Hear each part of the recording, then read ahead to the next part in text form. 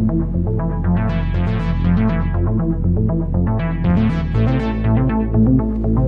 Guys, हम percentage topic पढ़ रहे हैं और परसेंटेज का आज हम नया प्रकार शुरू करेंगे। आज का नया टाइप है परीक्षा में फेल पास पर आधारित प्रश्न। आज की वीडियो में सभी प्रश्न परीक्षा में फेल पास पर आधारित होंगे। अगर आप किसी भी परीक्षा की तैयारी कर रहे हैं तो वीडियो को पूरा देखिए और वीडियो के अंत में आपको कुछ सवाल दिए जाएंगे जिनका उत्तर आपको कमेंट बॉक्स में लिखना है। चलिए स्टार्ट करते हैं आज की वीडियो। पहला सवाल देखते हैं। पहला सवाल देखिए, एक परीक्षा में परीक्षार्थियों के 52% अंग्रेजी में अनुत्तीर्ण हुए और 42% गणित में। तदनुसार यदि दोनों विषयों में 17% अनुत्तीर्ण रहे हों तो उन दोनों विषयों में उत्तीर्ण परीक्षार्थियों का प्रतिशत कितना था।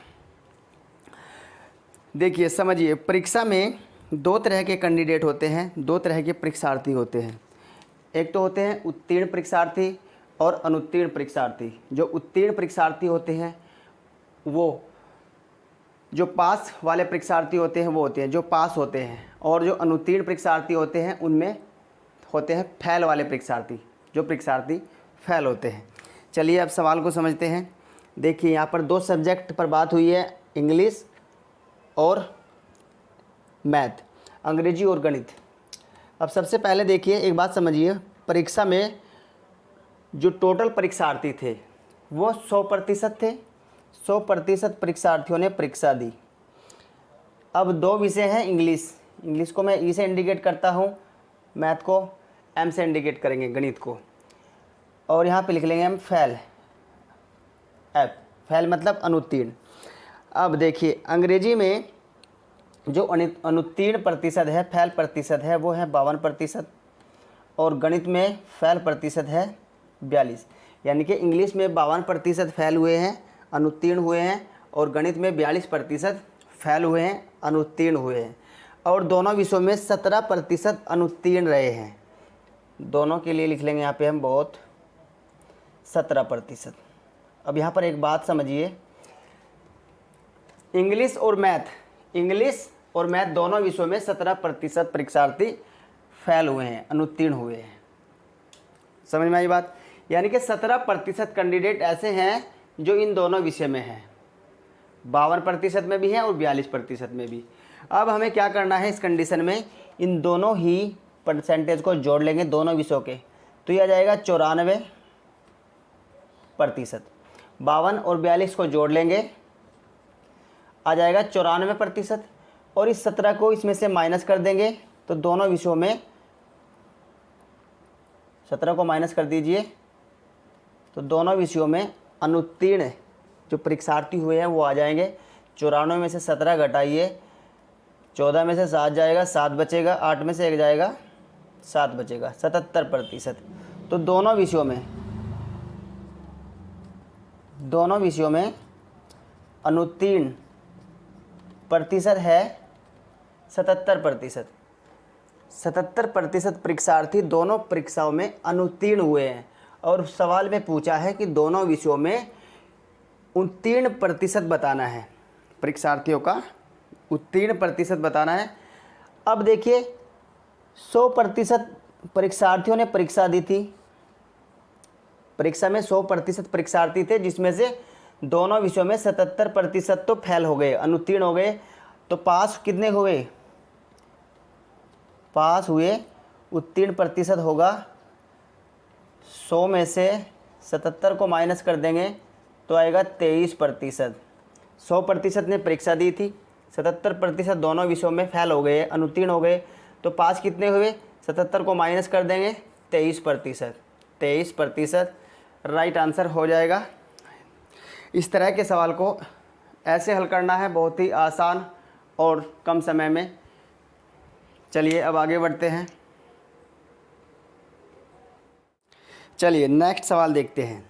एक विद्यालय में 90% छात्र अंग्रेजी में उत्तीर्ण हुए, 85% गणित में उत्तीर्ण हुए और 150 दोनों में उत्तीर्ण हुए। इन दोनों विषयों में कोई भी छात्र अनुत्तीर्ण न हुआ हो, सब पास हुए हों, तो छात्रों की कुल संख्या ज्ञात कीजिए।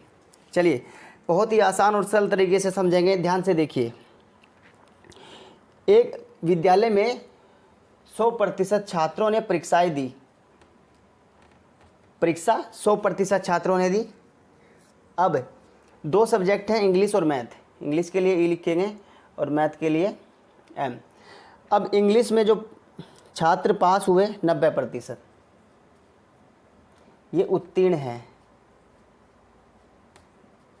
90% छात्र इंग्लिश में उत्तीर्ण हुए हैं और 85% गणित में उत्तीर्ण हुए हैं। और दोनों में कोई भी छात्र फेल नहीं हुआ है, यानी कि 100% छात्र पास हुए हैं। 100% छात्र पास हुए हैं। जब दोनों विषय में कोई भी फेल नहीं हुआ है तो 100% छात्र पास हुए हैं। इसका मतलब तो ये हुआ। अब क्या करेंगे, इस 90 और 85 को जोड़ देंगे। 90 85 आएगा 175%। अब क्या करना है, 175 में से 100 को माइनस कर दीजिए, बराबर 75%। जो 75% आएगा ये दोनों विषयों में उत्तीर्ण छात्रों का प्रतिशत है। दोनों विषयों में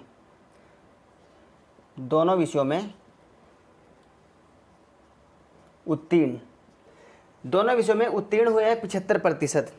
और दोनों विषयों में जो छात्रों की संख्या पास हुई है वो है 150। तो इस 75% के बराबर रख दीजिए 50 को। 75% बराबर होगा 150, 150 को रख देंगे 75% के बराबर। 75% बराबर है 150 विद्यार्थियों के। 1% बराबर होगा 75 को काट दीजिए 75 से एक बार, और 150 कटेगा 75 से 2 बार। बराबर में है, दोनों संख्याएं कट जाएंगी। 75 से 75 कटेगा एक बार, 150 कटेगा 2 बार। इसका मतलब हुआ 1% बराबर है 2 छात्रों के। और परीक्षा की कुल छात्रों की संख्या पूछी है, तो कुल छात्र हैं 100%। 100 से गुणा कर दीजिए, 100 की गुणा 2 में होगी 200। तो परीक्षा में टोटल जो छात्र हैं वो 200 हैं। टोटल छात्रों की संख्या परीक्षा में 200 आई है। 200 यहाँ पर सही उत्तर हो जाएगा। इस तरह से सवालों को हल करना है, बहुत ही आसान तरीके से और कम समय में। चलिए आगे बढ़िए। नेक्स्ट सवाल देखिए, किसी परीक्षा में इंग्लिश में 70% और गणित में 80% अभ्यर्थी पास होते हैं और 10% दोनों विषयों में फेल होते हैं। यदि 144 अभ्यर्थी दोनों विषयों में पास होते हैं तब अभ्यर्थियों की कुल संख्या क्या है। चलिए, सवाल बहुत ही गजब का है, ये भी इम्पोर्टेंट सवाल है, ध्यान से देखिए। परीक्षा में 100% छात्रों ने परीक्षा दी।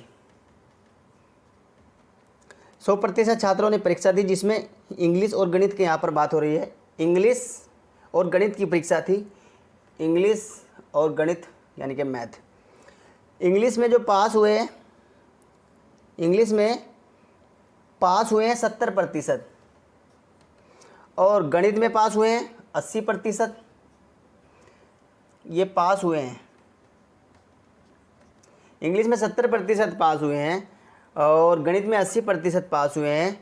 दोनों विषयों में फेल हुए हैं कितने, फेल को लिख देंगे आप। दोनों विषयों में देखिए, यहाँ पर एक बात समझिए, दोनों विषयों में फेल हुए हैं 10%।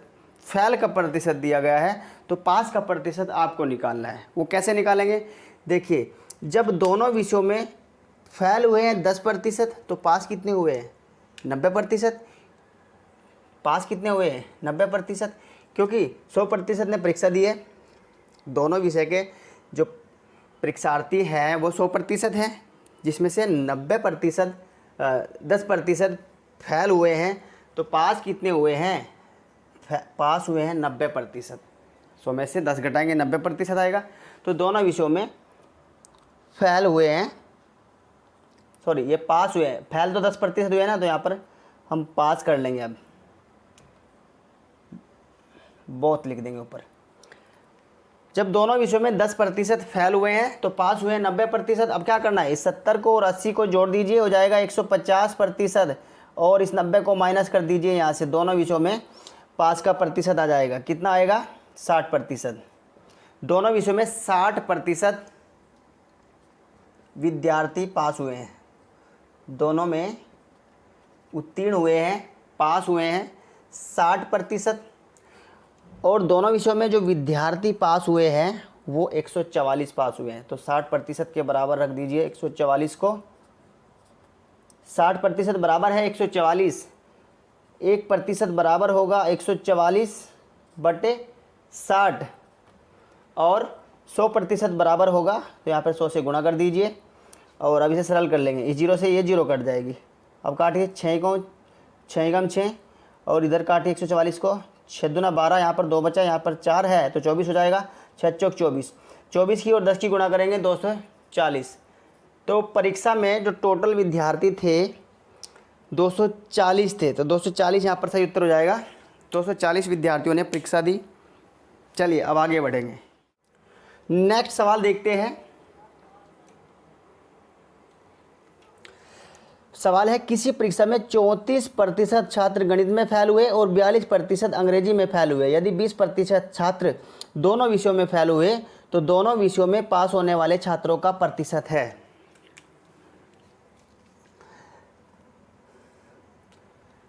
परीक्षा में 100% छात्रों ने परीक्षा दी, ये पॉइंट आपको याद रखना है। गणित में 34% फेल हुए, तो यहाँ पर ये फेल हैं गणित में और इंग्लिश में। गणित में फेल हुए 34%, इंग्लिश में फेल हुए 42% और 20% छात्र दोनों विषयों में फेल हुए। दोनों में 20%।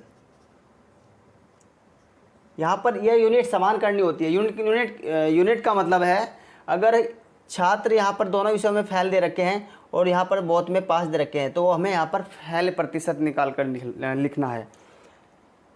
समझ गए? चलिए अब 34 और 42 को जोड़ लीजिए। 34 और 42 जोड़ेंगे तो 4 और 2 6 और 4 और 3 7, 76%।